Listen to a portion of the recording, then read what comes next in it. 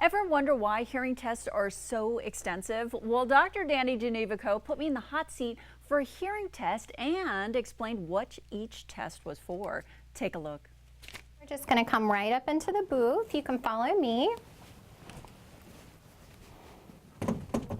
All right up here.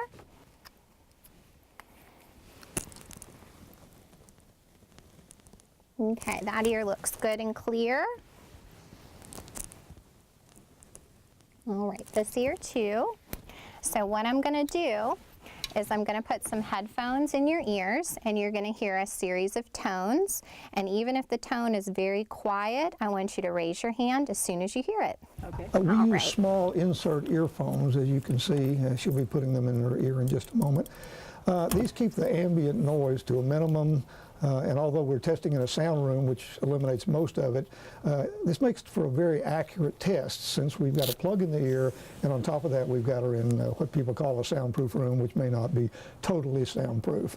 But at least it does allow for outside noises to be attenuated, and this results in a much better test.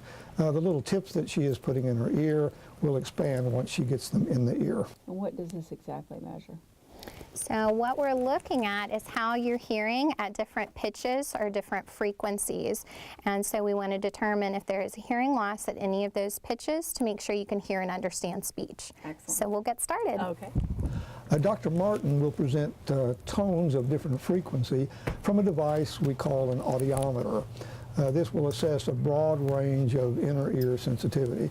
When the patient perceives the tone, they will signal by either raising the hand or pushing the button. The audiologist will vary the volume of the signal, looking for the softest level that the patient can perceive the tone, and that's what we call their threshold.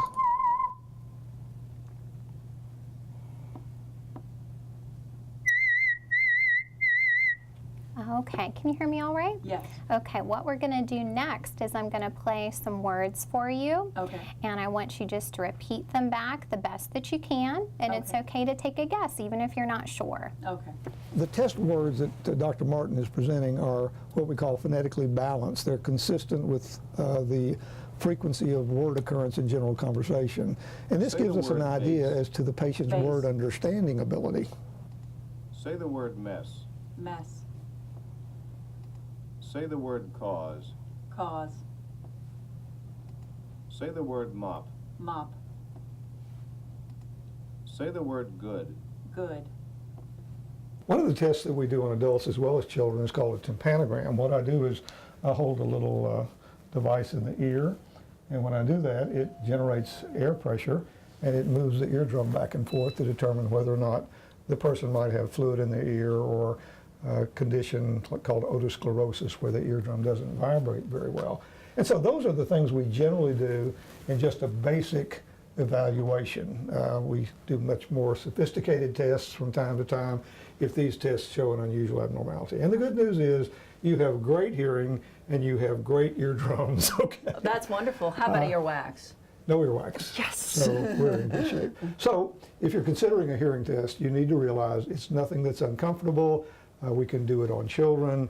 Generally, a basic test doesn't take more than 15 or 20 minutes, and sometimes a little bit less.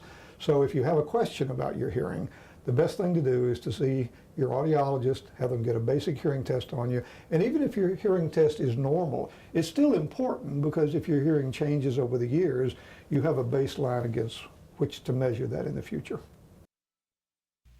And Audiology Hearing Aid Associates has 2 area locations, one on Langhorne Road in Lynchburg, 434-528-4245. Also on Main Street in Danville, their number there, 434-799-6288. And for more information about them, digitalhearing4u.com.